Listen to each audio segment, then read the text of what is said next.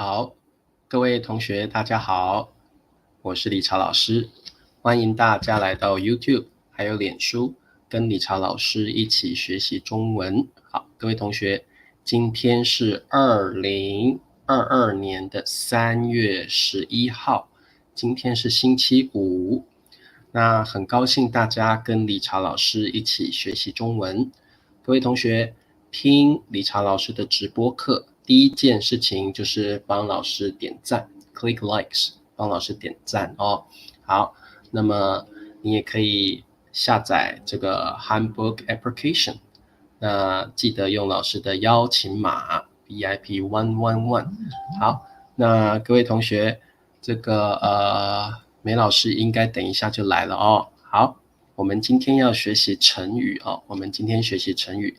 好，Ben老师已经来了哦，好，欢迎Ben老师，还有 Hardwin 小朋友，好 ，Hardwin 小朋友欢迎，还有我们的 Zara 来自这个伊朗的朋友，还有这位同学是 Madeline，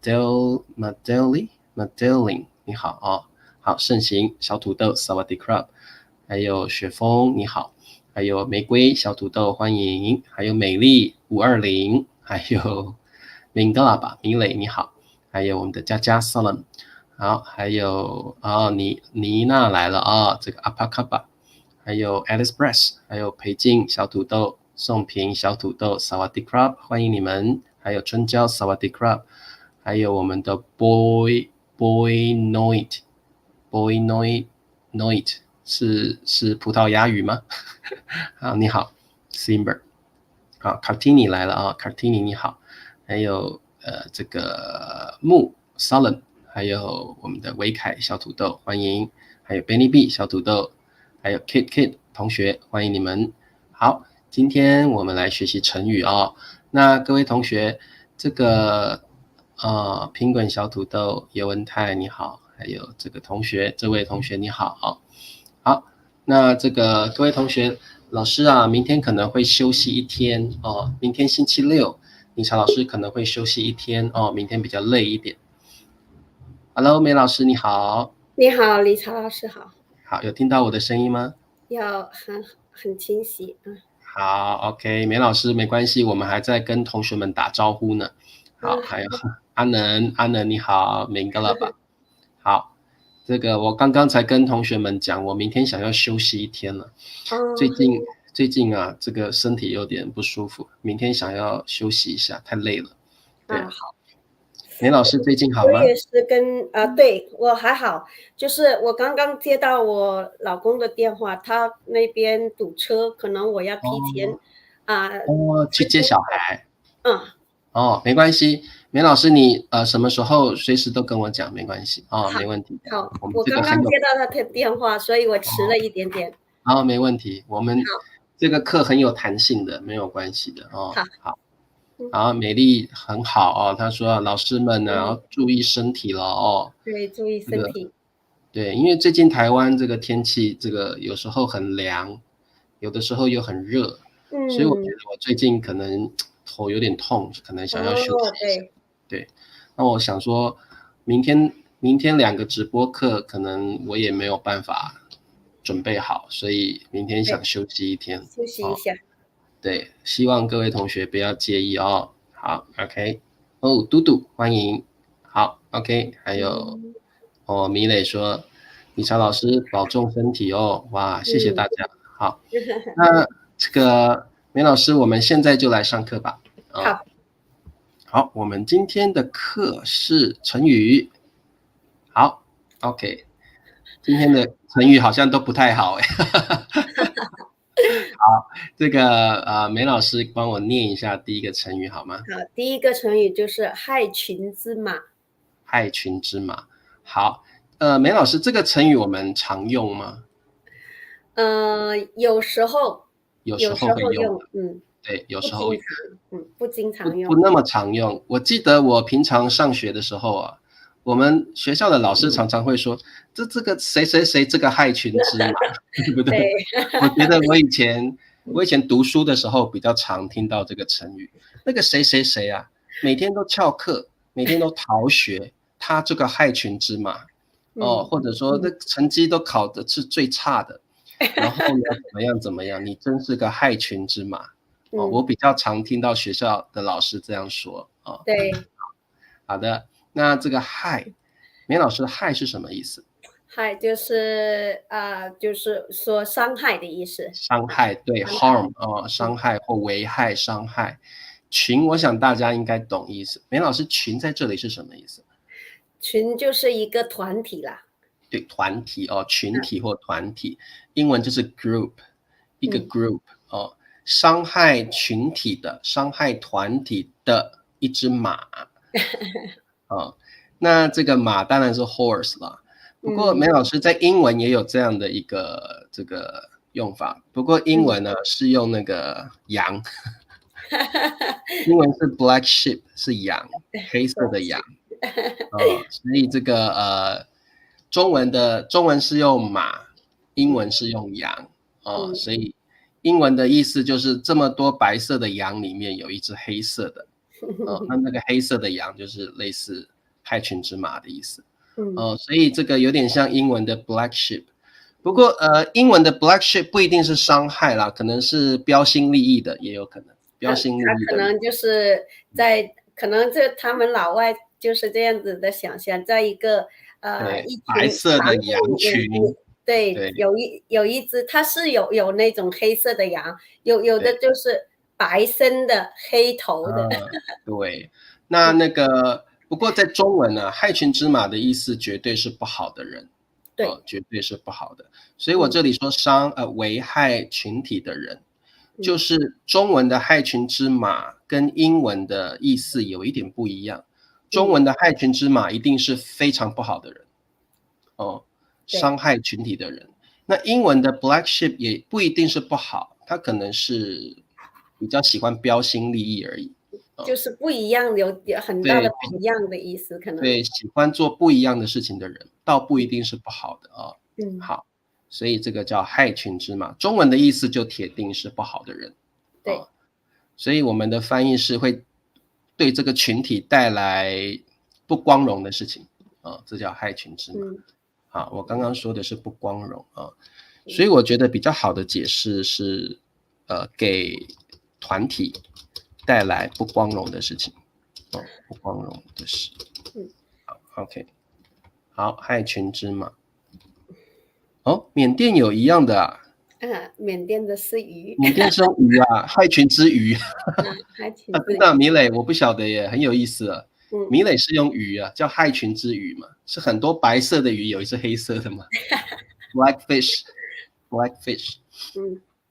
对 ，Grace 在中文可以这样说对不对？梅老师在中文可以这样说，对，就是坏人，对，一个群体里面的坏人，比较不好的人好，伊朗说白牛白牛伊朗其实每一个国家都有这样的一个成语伊朗说白牛，所以很多黑牛里面有一只白色的，那个白色的牛就是不好的牛。OK， 好，这个安瑞有个句子，他们对待我就像我是害群之马。你是想用这个害群之马来说一个句子的话呢，就是他们这样对待我，好像我是害群之马一样。对对，这个安瑞像梅老师说的，他们这样对待我 ，like treat me like this， 这样就是 like this，他们这样对待我，好像 seems like， 好像我是害群之马一样加个一样会比较好一点了加个一样。我觉得很有意思，伊朗说白色的牛，然后巴西人说黑色的羊，那就是就是跟英文这个英文一样，跟英文一样好，然后米磊说是鱼，我觉得这个缅甸用鱼很有意思对，好，我觉得梅老师我们也不一定是学中文，我们要去了解不同文化用的是国家的不同文化，对，中文用的是马中文用的是马然后英文跟巴西那边都是用羊伊朗用牛然后缅甸用鱼好有意思对，宋角同学来了好，那我们看一下我们的例句。好，那请这个梅老师帮我念一下。好，就是阿花常常逃学，是班上的害群之马。用班里也可以了啊，班里的害群之马，班上班里。好，所以我们就说谁谁谁是什么团体里的害群之马，就可以了。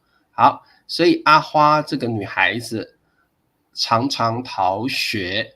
好，梅老师，什么叫逃学？逃学就是本来是要每一天上学的，然后他经常就是逃课，不对，去上学，逃课。逃对，课。梅老师，我们会不会说翘课啊？翘课也会说，对，翘课也会说，其实也会说翘课，有很多说法，对不对？逃学，或者这个逃课，逃课，对，法国是坏鸭子，很可爱，安瑞，法国用鸭子啊，好很好玩，可爱哦。嗯，法国的这个比较可爱一点，用鸭子比较可爱啊。鸭子和鱼都很特别哈。对对对，然后阿能有解释一下了，这个是这个意思了。一条死鱼害的船里的鱼都浪费了。有意思。对。好有意思哦，因为一个鱼死掉了就臭掉了，其他的鱼也都臭了，对不对？那池塘里的水都被污染了。对对，好有意思哎，有意思。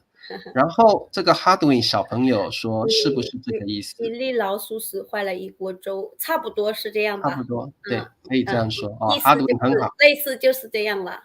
对，没错，可以很好，这么理解。没错，很棒，这个哈德win很棒哦。Grace 说，因为一条鱼，整条船的鱼都臭掉了，都不能吃了。都倒霉了。哇，好棒哦！对，很好玩哦。Ben 老师说，每个文化都有不同的象征的动物，对不对？不知道 Ben 老师在西班牙那边是有什么？对啊，Ben 老师，西班牙用什么？你下次问一下你的朋友问一下你的室友。对，那我们对这个，我觉得各国文化都非常有意思哦。对。那刚刚我们讲到逃学，你也可以说逃课，或翘课都可以。梅老师，你以前学习的时候有没有逃过学、翘过课？我没有逃过学，但是我有迟到过。迟到啊，大家都有迟到过了哦。然后这个读书的时候，真的有时候你很想早上起不来，晚上学习学太晚了，读书读太晚了，早上起不来，你就真的会迟到，会迟到。好，理查老师没有逃过学，但是就迟到了。翘课，大学有翘过课。对，大学里面有。大学会翘课，大学几乎应该大家都翘过课。大学应该大家都翘过课啊。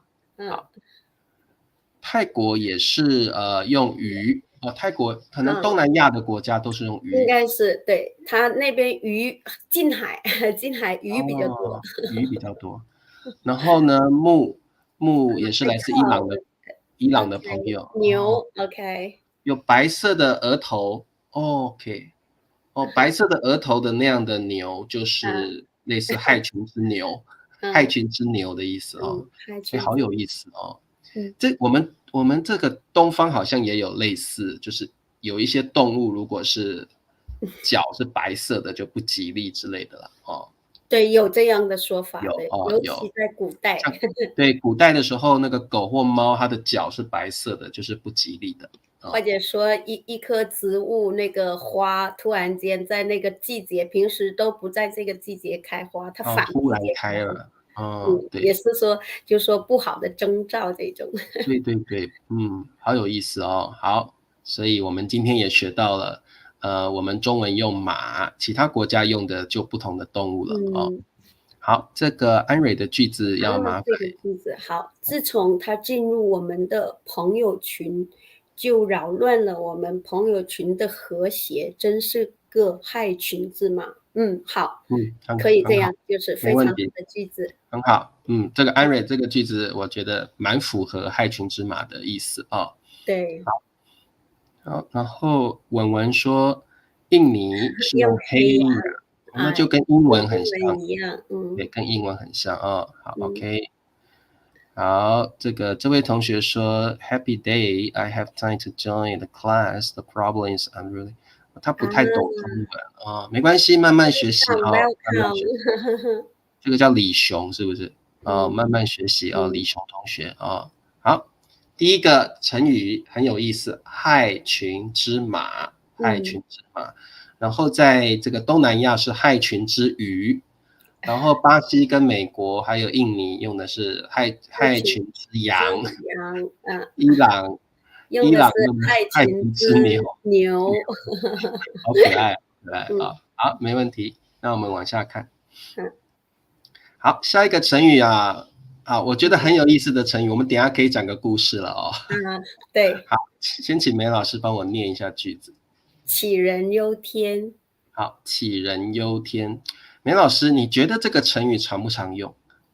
这个有常用，就对，是常用。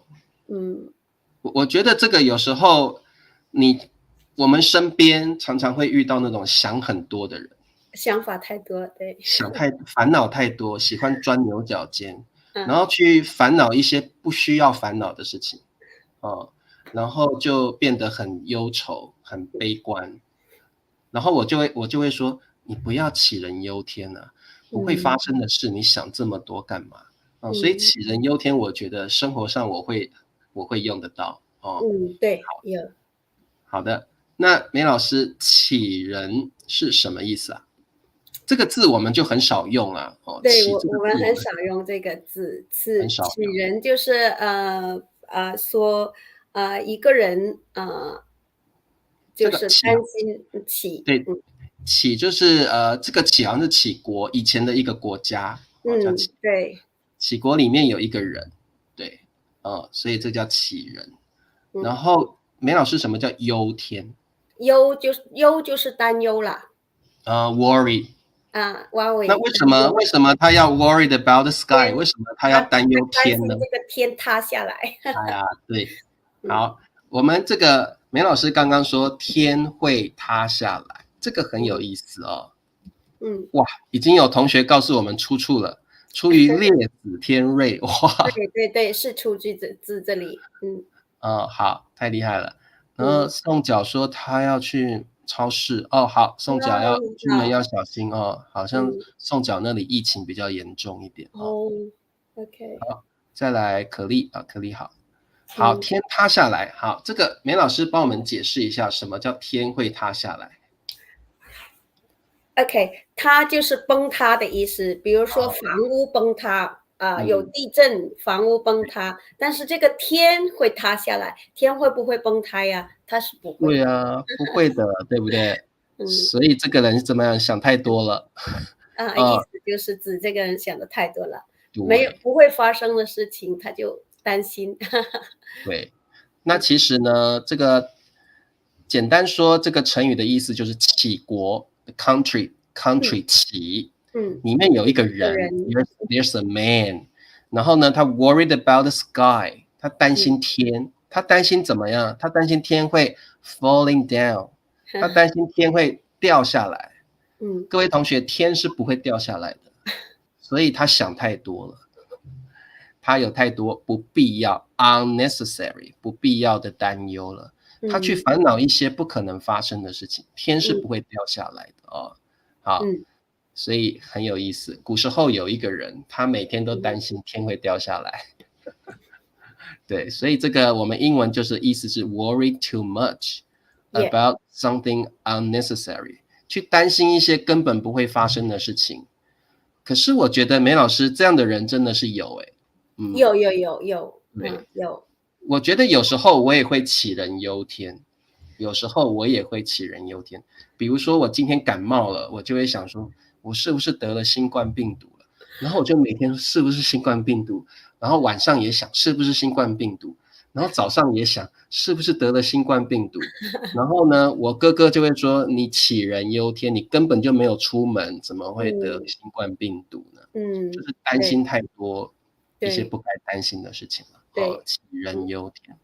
好，梅老师，你觉得你是不是一个会杞人忧天的人？偶尔偶尔 sometimes。对，我觉得每个人多多少少有时候我们都会有一点点 think too much, worry too much, Yeah, 而且是 about something unnecessary, yeah. 不必要的事情太担心了嗯烦恼很多。梅老嗯。师你觉得呢？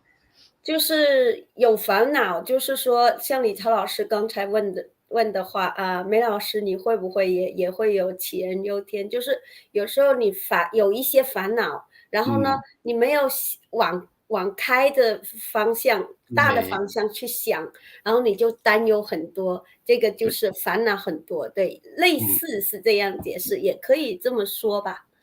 不过 Darling，我觉得杞人忧天强调的特别是不必要的烦恼，对，不必要的。不必要的就是 something unnecessary，你不嗯用去烦恼的事情，结果你去烦恼了，这个叫嗯杞人忧天。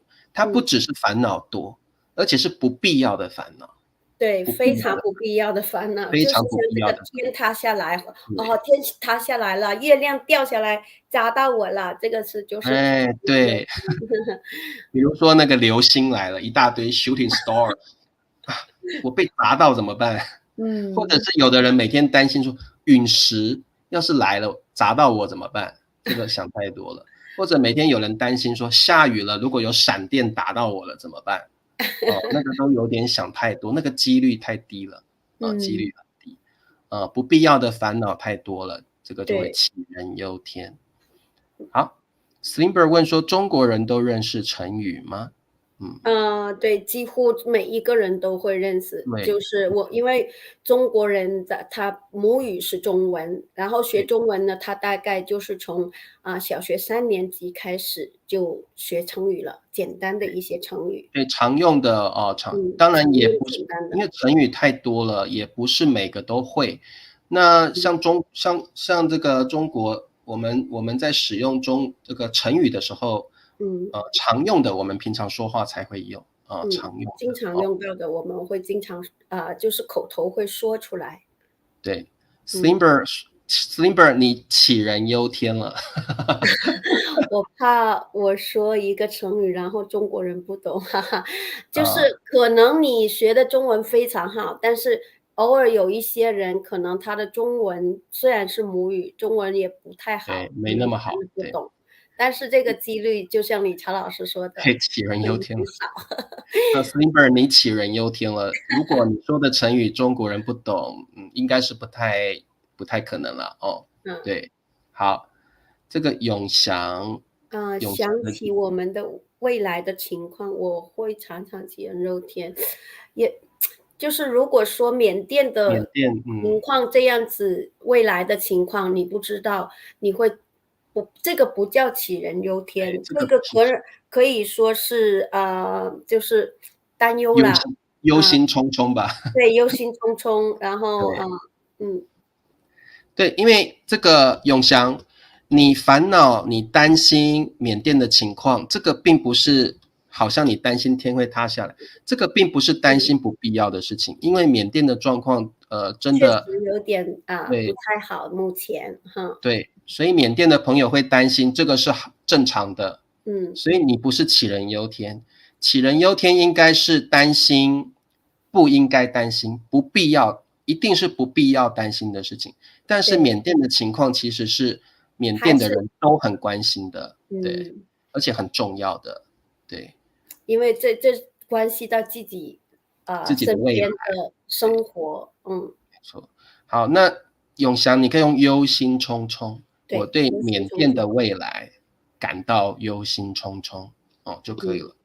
好，OK。哇，Hardwin 这个句子，Hardwin 是小孩子，嗯，怎么会用那么父难的句子？母亲常常对小孩杞人忧天，这个父母亲经常对孩子就是他不这个应该把这个杞人忧天换掉。嗯，嗯，比较担关忧啦，就是说，嗯。会不会过度关心？会不会？呃，我们可以说，就是说过度关心，有些父母就是会这样子过度关对。心。嗯为什么 Hardwin 这里用杞人忧天不太好？是因为嗯，父母担心孩子是正常的，对不对？对，非常的正常。对，父母亲本来就会很担心他的孩子，所以这并不是不必要的。杞人忧天一定是不必要的事情哦，一定是 unnecessary， 你根本不用担心的事情，你去担心了哦。好，这个不用在父母和对孩子的担对对，忧上面。期末考试时期临近的时候，不管我学多少，我都会杞人忧天。这个也不用在这个也这里，对对对，考试肯定也会有一点点的对啊。担忧。对安瑞，你考试会担忧是正常的，并不是不必对，要的，这个啊，一定是必要的，你一定会嗯，担忧的哦。好，对。所以这里用杞人忧天也不太好。好，就是主要我们再解释一下这个词语，就是嗯杞人忧天，就是缺乏根据的，没有一点根据性的，你嗯，对，去担忧，就嗯是就是理查老师这里的很口语化的不必担忧，就是对，没有一点根据，这个天会不会掉下来啊？没有根据嗯性，一点根据都没有。对，嗯所以你去担忧一些根本没有的事情，嗯，或不可能发生的事情。对，比如对，说理查老师每天晚上都担心自己会被外星人给抓走。这个很好，这个句子非常好，哦，理对，查老师每天晚上都睡不着，他嗯内心里都担忧着，哎，要嗯是有外星人从窗户进来把我抓走了怎么办？有 嗯 alien 把我抓走了怎么办？把我抓去做实验了怎么办？我好担心哦，我睡不着。理查老师是杞人忧天，因为这嗯，个事情基本上是不可能发生的事情。对。哦，世对，界上到底有没有外星人，外星人我们都不晓得，不可而知，不知道。对。哦，所以这个杞人忧天是你去担心一个根本就不太可能发生的事情。哦，嗯嗯，好的，新闻看太多就会杞人忧天。就是这烦恼太多吧。这个我觉得还可以，这个我觉得还可这个以，可以用，但是这个还是觉得有点牵强了，用在这里。对对对对，哦，嗯，好。对，如果外星人理查老师每天晚上都担心外星人要把我抓走了，梅老师我怎么办？好烦哦，我都这个睡不着。心要改一下，改成星星的星，不是对，心啊。星星的星。然后梅老师就会说：“理查老师，你杞人忧天了，根本没对，有外星人嗯啊，根本没有外嗯星人啊。”好，所以这个或者是说这个比如说杞人忧天，我们看一下例句好了，我看我这个例句写的怎么样。好，好，来，这个我们可以说某一个人太杞人忧天了，或嗯真是杞人忧天，也可以啊。嗯。好，好的，那这个请梅老师帮我念一下。好，就是爸爸只是在加班，你别杞人忧天了。可能他就是这个啊，孩子，他在担心爸爸，怎么爸爸还没回来？爸爸去哪里了？爸爸在对，干嘛？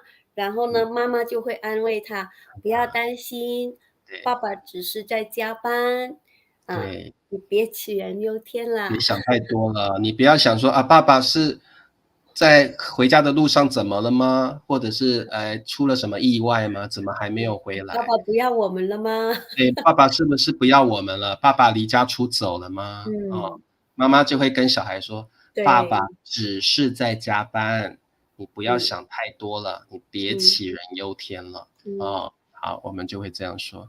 好，嗯，老师被美女抓走也是不可能。对，我如果每天晚上啊，怎么办？那个美女要把我抓走了，哎呀，好烦哦，怎么办？那梅老师就理查老师，你杞人忧天了。呃，米蕾说的这个好像是一个卡通片的一个美女与怪兽，来啊，作这样作者理查老师，的故事哦。很好，阿可爱。能的这个句子，梅老师觉得呢？你别老是杞人忧天，人生应该无忧无虑，自由自在。对，杞人忧天就是跟无忧无虑是一个反义词，反义，对，自由自在、快快乐乐的活下去才有意义。对，可以，很好，阿能你做的非常好。阿能这个句子很好。我们对，常常这样说，对不对？你别老嗯是杞人忧天哦，嗯对，或者是不要杞人忧天了哦，有时嗯，候会加个了。好，那阿能那个老是就是总是的意思哦，就是 对，always 哦。老好，是就是口语化的，口语对，口语一总点，是我们也用口语，也用，尤其对，用在书面语比较后面语。多一点，写下来，对哦，好，所以阿能这个老是就是总是，别总嗯是杞人忧天，不要嗯想太多哦，不要想嗯太多。嗯好，OK。所以杞人忧天，简单讲就是你去烦恼一些没有根据的，或者是不必要的事情，嗯，那就是杞对，人忧天。像这个可能，这个爸爸的小孩子可能就是想说，爸爸是不是离家出走了？爸爸是不是在路上出意外了？那他就想很多不必要发生的事情。那妈妈就告诉这个小孩说：“你别杞人忧天了，爸爸什么事都没有发生，他只是在加班。”所嗯以这个杞人忧天就是去想一些没有发生的事情，不必要嗯的事情，啊，不必要的烦恼，啊。好，各位同学这样听得懂吧？所以你嗯。不要乱用哦，像永祥这个句子，我小时候每当看到月亮时，感到杞人忧天，我老想月亮掉下来了，我们怎么办？对对对，就是一个这个像一个猴子捞月亮的对对一个的感觉，故事，嗯对，那永祥的意思就是小时候看到月亮，都以为月亮这么大，是不是要掉下来啦？嗯，那永祥那个时候的确是杞人忧天了，或者因为是那个天狗食月的时候，诶，怎么天狗不见了这个月亮？是不是掉月下来？亮是不是不见了？杞人忧天，嗯，说的很好，很好，这个句子，我觉得这个例子很好嗯。然后呢，这个我们的 有时 Laila，候我有时候杞人忧天，一直怕只狗都要咬我，每就说只狗吧，每一只狗或者有很多狗都要咬我，嗯嗯，，OK，但是这个总有可能发生的，对对，嗯，这个我觉得还可以啦，因为不可可是能每一只狗都要咬你嘛，对不嗯对？好，OK，好，这个例子我觉得还 OK 啦，还 OK 嗯哦。嗯，俄这个例子，罗斯不会用核武器了，不哦，要杞人忧天，呃，不知道，我们不知道这对，个是不会。不确定。不过如果 Rainy 你觉得俄罗斯那不会，肯定不用的话，嗯，那你是可以用杞人忧。你觉得他肯定不会用的话，不对，过不但是我们晓得不知道。对，不过也不晓得。嗯，当然这个情况是如果绝对不可能发生的话，你可以用杞人忧天嗯，那现在的情况不晓得到底会不会嗯，好对，，OK，好的，好，大家我想都了解了好，嗯，好这个，这个刚刚讲过了好，大家都急着要做句子了。对，好，嘟嘟这他个，这么爱你，怎么会背叛你呢？不要杞人忧天，这个可以用，这个可以，这个很好，嘟嘟这嗯，个很好，嗯，好，就是一个人那么爱你，你觉得他绝对不可能背叛你嘛，所以嗯，如果你还觉得他哪一天有了新欢了，那你就是在杞人忧天，对不对？有嗯，个新的 lover 我刚说新欢就是有了一个嗯，新的 lover，嗯，有了一个别的爱人了新欢，嗯，好，对，这个句子用的可以。可以，刚刚那个同学很好嘟嘟很嗯。好，怎么大家开始用这样的例子？我也是小时候一见爸爸跟别的女人说话就杞人忧天，那是爸爸的小老婆，哇，Grace，你想太多了。太好玩了。也就是爸爸跟别的女人讲，他是不是要跟别的女人在一起了？怎么办？小时啊，候，有时候是梅老师我不晓得，小女生好像有时候会杞人忧天一点，对不对？会比对，较小女生想的比较多一点，对，想的比较多一点。嗯，哎呀，爸爸是不是有小三了？爸爸是不是怎么样了之类的有时候可能说爸爸跟一个女性朋友在说话，他就可能就是小男孩就是很爱护妈妈的，他会把这个爸爸推开，对对对，呃，或者是小女孩看到妈妈跟别人的男人聊天了，她很爱爸爸，她也会很生气。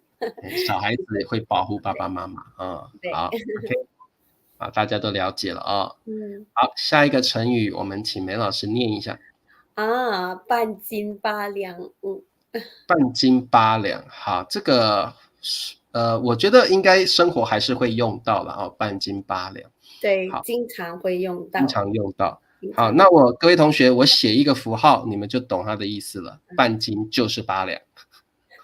好，那这个半斤我们说是 half kilo，8两，这个两是中国的一个重量的单位了哦。对，好，那这个我觉得大家不用太在意，反正你们知道这个两在中国一般用到黄金，市场黄金啊，对，黄金，像那个 gold， 1两黄金、2两黄金之类的哦。好，几两黄金已经是很多了多了，对。一般呢，一个戒指大概是多少克黄金的含量这样子，量已经是很多了，对。你想半斤黄金那是多少啊？哇，可以买房子了哦。好，各位同学，简单说，半斤就是8两的意思，重量是一样重的，半斤的重量等于8两的重量，所以半斤就是8两的意思。所以半斤8两是什么意思呢？就是两个东西差不多，对 the same weight， 一样的重量。那意思就是两个东西差不多。好，所以我们有个成语叫不相上下，也是差不多的意思。那有一个更像的意思是50步笑百步，或者是实力相当吧。对，实力相当啊，实力相当。好，我写一下。所以这个类似的成语就是实力相当，或者是不相上下，或者是50步笑百步。平分秋色也可以。对，平分秋色啊，平分秋色。好，这都差不多的意思，就是两个东西或两个人的情况差不多。情况差不多。就是可以说这两个人的能力几乎都一样。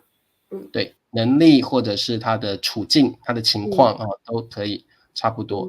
那而且它也蛮常用在那个贬义的句子中啊。对，很常用在贬义的句子，几乎都是用在贬义上面多，几乎都用在贬义中啊。比如说，哎呀，我的英文不好，然后呢，我的英文不好，那其实另外一个人的英文也不好，我们两个人的英文水平是半斤8两。对，Ben 老师解释的很好，给大家解释出来了。对，有点贬义，对，贬义的意思。贬义就是用在不好的地方。这个半斤8两常常用在不好的地方。然后Ben老师说这两个球队半斤8两，踢的都不怎么样，踢的都不好。好的，所以各位同学，像我们刚刚讲的这些成语，我觉得50步笑百步比较是用在贬义上面，对不对？所以我觉得这里真正跟半斤8两意思比较像的是50步笑百步，用在贬义比较多。贬义用在不好的地方，像实力相当、不相上下、平分秋色，就比较没有用在贬义上比较没有用在贬义上。平分秋色也很中性词语，中性，对 neutral 中性的好。所以各位同学，当你用半斤8两的时候，记得是用在比较不好的比喻上面用在不好的比喻上面。那英文很好玩中文说半斤8两，英文是说好像那个黑锅在笑那个茶壶黑，其实两个都很黑，对不对你也不要笑我，我也不要笑你，你也一样黑，我也一样黑。所以这个锅子就跟这个茶壶说：“哎，茶壶啊，你怎么那么黑啊？”那其实茶壶自己更黑，对不对其实那个锅子自己更黑。所以他的意思就是这样，差不多半斤8两，两个人差不多糟糕，两个人的能力都很差之类的都没有那么好。好 ，OK， 那英文就是 just like the pot calling the kettle black。好的，那我们来看一下我们的句子。好，这个什么什么人是半斤8两就好了。OK。他说我的中文不好，其实我们半斤8两。好，那梅老师这句话是什么意思？这句话的意思就是比如一个人说他的中文非常不好，怎么说成这样子？然后这个人就心里面想，你怎么说我？你跟我彼此啦。对，你的中文跟我一样烂哦，会有这种感觉哦。所以各位同学，你们生活中常常遇到这样的人，批评你，但是他自己也没有做得很好，那其实你们就有点半斤八两的感觉。他可能是把自己看得高一点点。对，但其实他也没有那么好。所对，以半斤八两常常用在贬义，用在不好的情况。其实他说我的中文不好，那其实他的中文也不好啊。所以我们就可以说，其实我们的中文水平是半斤八两。半斤八两，差不多的。好 ，Slimber 这个句子，梅老师觉得我们的成字半斤八两的可以用。可以，我觉得很好啊。我们的成绩半斤八两，差不多烂。我听到半斤八两的，我就觉得你讲的是都很差，成绩都很差的感觉啊，成绩都很差啊。所以半斤八两真的很常用在贬义不好的。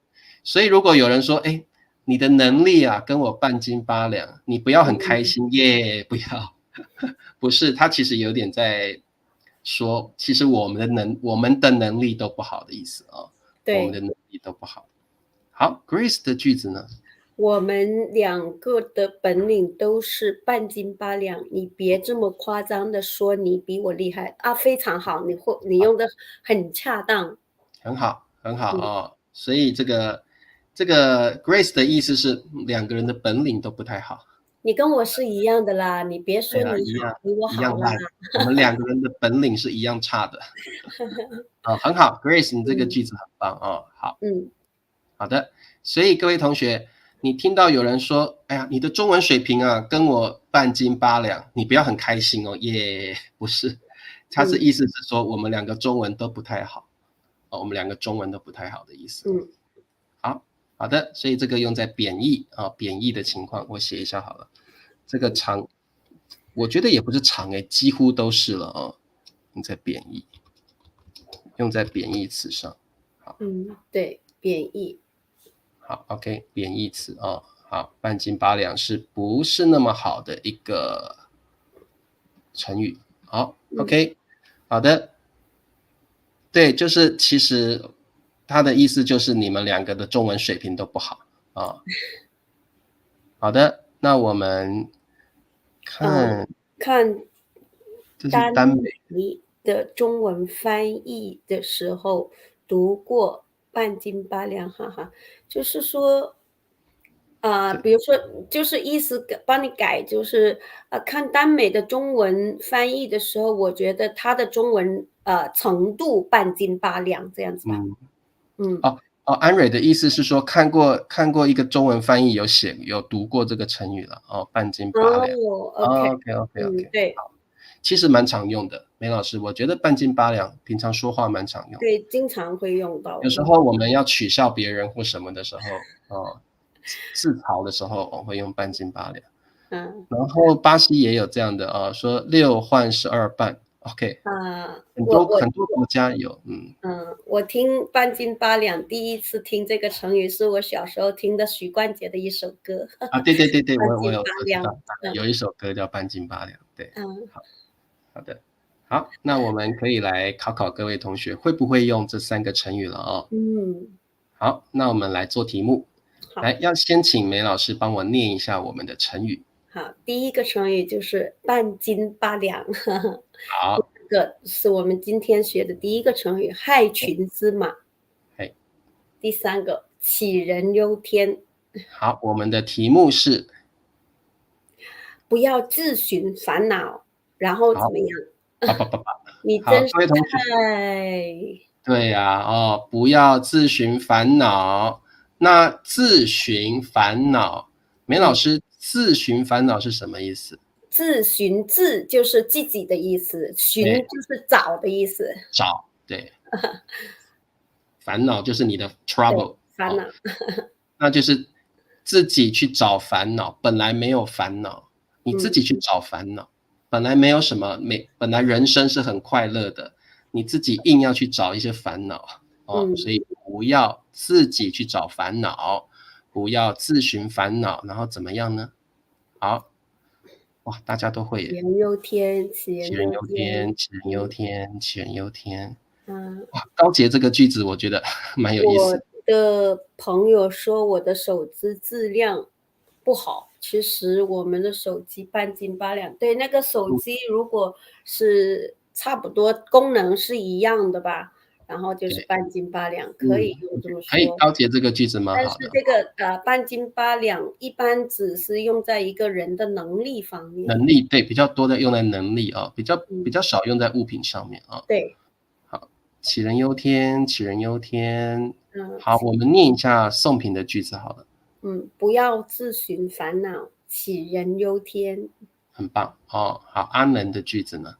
不要自寻烦恼，杞人忧天。哎，很好。那嗯，各位同学，自寻烦恼，我觉得这个成语我们也蛮常用的哦。自寻烦恼，对，哦，你自寻真烦恼是自寻经常烦恼，会用到，经常，因为我们人就是一种会自寻烦恼的动物，就是对不一种人就是一种感情的动物吧，情感动物。然后对？呢，人有感情的，所以就会有烦恼。有烦恼，对，所以各位同学，有时候你有烦恼，你也不要觉得，哎，我的烦恼真多哦。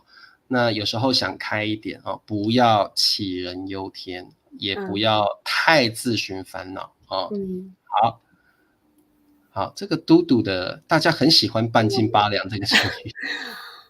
我跟我朋友的箭法半斤八两，哈是哈，射的很多箭，没有一箭准啊。对，这个就是，OK，表示一个人的能力了。对，很好。他跟他说的非的朋友，常好。嘟嘟跟他的朋友的剑法是一样不好。好，OK。嗯好，很好，你们大概都知道怎么用了哦。各位嗯同学，你们如果不是那么会用，也不用很担心，不用嗯，杞人忧天，因为最主要是让你们知道它这些成语的意思啊，你听得懂就好。在杞人忧天的后面，标上一个括号，写上这个词语主要是用来说一个人的能力，这样对，子你能力，就记住了。对，嗯，杞人忧天是能力比较常用在呃半斤八两啊，半斤八两是用在能对。力，半斤对，八两半斤八两用在能力，半斤我八两比较常用在能力上。我还停留在这个句子。对对对对。好，我刚想了一下，对对对，是半斤八两啊，比对，较用常用在在能力方面。能力方面比较多。好，OK，嗯，我们来看第二题。好，麻烦一下梅老师。好，第一个半斤八两。好，第二个害群之马。第三个杞人忧天。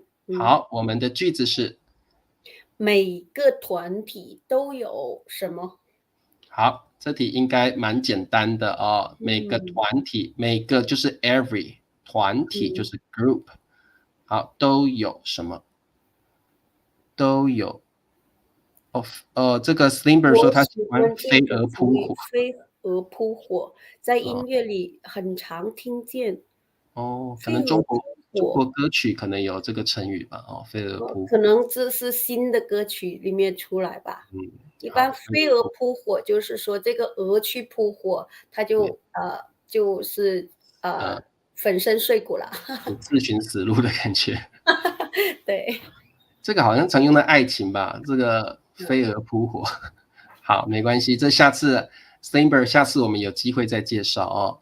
好，嗯，米磊的答案是害群之马，每个团队都有害群之马。对。害群之马。好，我们害的 群之 Dylan 马，也是害害群之马，群之马，害群之害马。好，群之马。好，很棒哦。好，我们念一下 Grace 的句子好了。每个团队都有害群之马。对，没错哦。好，OK，也不一定都有啦哦，这只是个句子了哦。对，好，就是一个例句。例句而已哦。好嗯，OK，我想大家都写对了，表示大家懂这个意思了哦。嗯，好，我们看一下这个最后一题。好，要先请梅老好。师帮我念一啊，下成语。半斤八两，嗯，害群之马，对，杞人忧天。好，我们的题嗯，目是政客们常常互相批评，其实他们是什么？怎么样？好，政客啊，这个词比较难一点。政客就是嗯，怎么说？政治公作在这个政府里面的一些对，人在政治领域里面，可能竞选或什么的政客，或者嗯是在政府部门工作的不过嗯，政客我觉得在中文有一点比较负面的感觉，对不对？对，政嗯客我觉得这个在中文比较是，呃，好像会有点贪污啦，会有一点贪心啦，不是那么，嗯然后不是为了自己的利益的嗯，政治人物，并不是好的，不是所以为人民的对那些人，对政客，各位同学，你们在用政客的时候要小心政客在嗯中文有一点贬义，不是那么好。好像这些政治人物是为了自己的利益，不是为了人民的福祉不是嗯，为了人民的福对，利好，所以这个嗯。政客有点贬义的意思如果我们简单一点这个句子，就他们了，他们互对相批评了。对对就好了，对不对？我觉得好，嗯没关系啊，也让学生们多学嗯一个词语好了。嗯好，互相就是 each other，互相就是 each other，批评就是我说嗯你不好，你说我不好，两个在批评 criticize，嗯criticize。那其实他们怎么样？他们互相批评，但是他们其实是怎么样的好，嗯，我看一下大家的答案，半斤八两政治嗯，家是比较褒义，对对，政治家是比较好的，所以政治家比较像英文的这个 statesman 政治家嗯哼，就是为了人民的福祉着想的嗯，对，好 Sam 也说半斤八两，好，半我们斤八两。这个好，宋平也有，我们念一下政客安蕊的句们子政客念们常常互相批评，其实他们是半斤八两。对，就是都为了自己的利益，并不是为了人民互相批评，但是都是为了自己的利益嗯，好，半斤八两半斤八半斤两，八两。好，政治生活互相政治人政治人物吧，政治对，这个两个政党互相批评也可对以，但对，是两个政政治党生活一般政治生活不会不会这说样说，是，半斤八两，嗯，这个一般是半斤八两说了是指那个人的能力，但对，是政治生活是一种生活了。对对嗯，好好的，我们最后念一下嘟嘟的句子好了。好，政客们常常互相批评，其实他们是半斤八两。好，OK，其实都不是为了人民着想，都是为了自己嗯，的利益所以嗯，他们都不是那么好。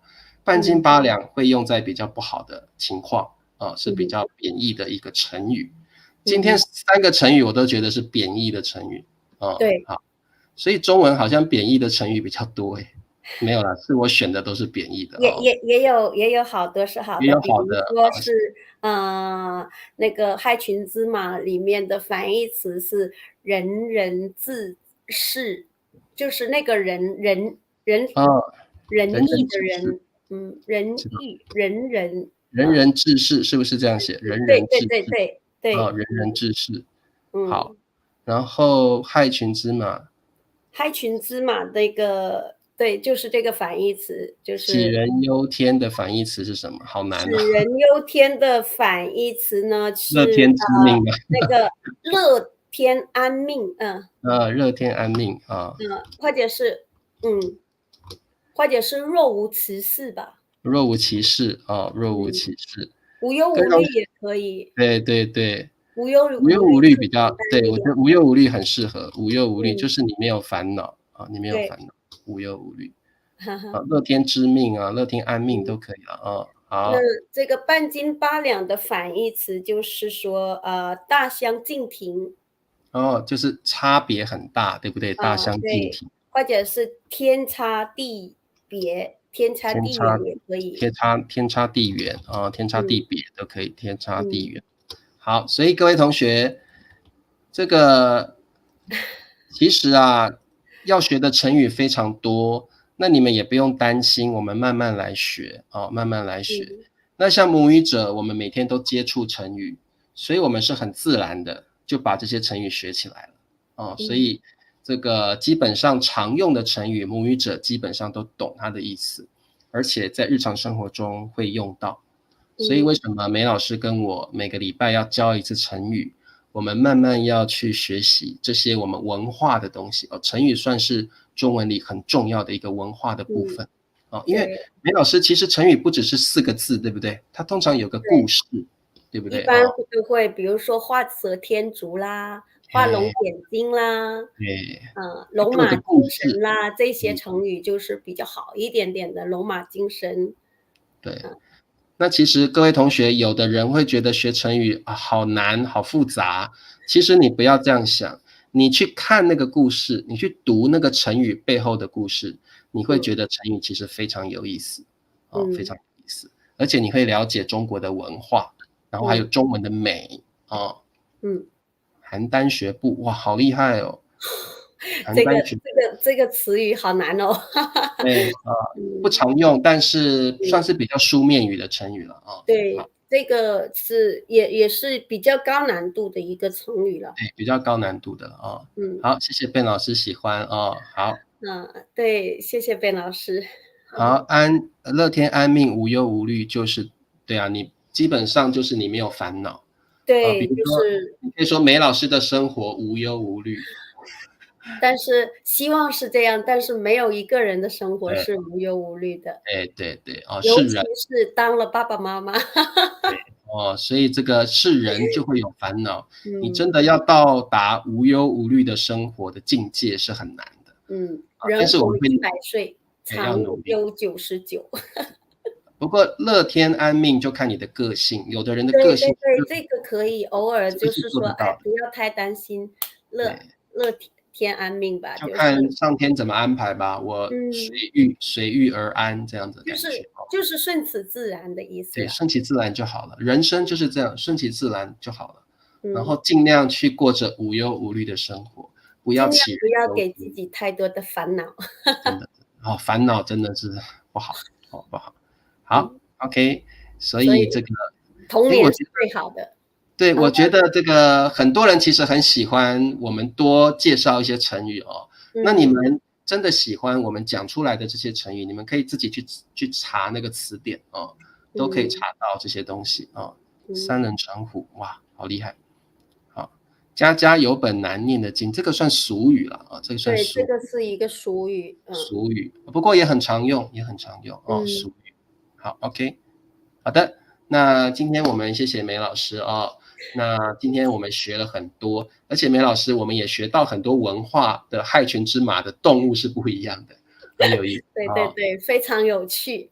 就是每一个国家的文化都不一样，然后每一个国家都有它不一样的一个谚语、俗语对这些，虽然它不是说是像中国这一种的说是单单的一个成语，但是它也是意思也是这个比喻啦。非常好玩。好，我们今天也感谢新同学卞老师卞同学欢迎我是谢谢同学们给我们带来了这么多对新知识，世界各地的知识了。没错，好，OK， 好，那今天谢谢梅老师了，我们下次再来跟同学们介绍不同的成语吧。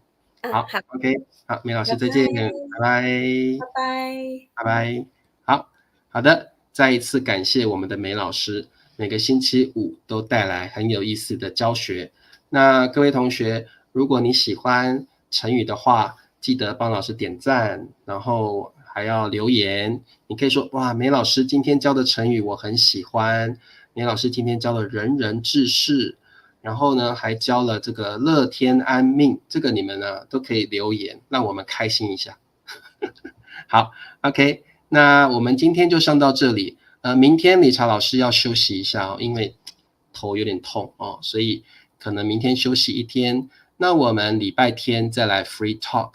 那明天各位同学你们也可以休息一天，明天老师就不上直播了，后天我们再来上课，后天见好，各位同学晚安，拜拜。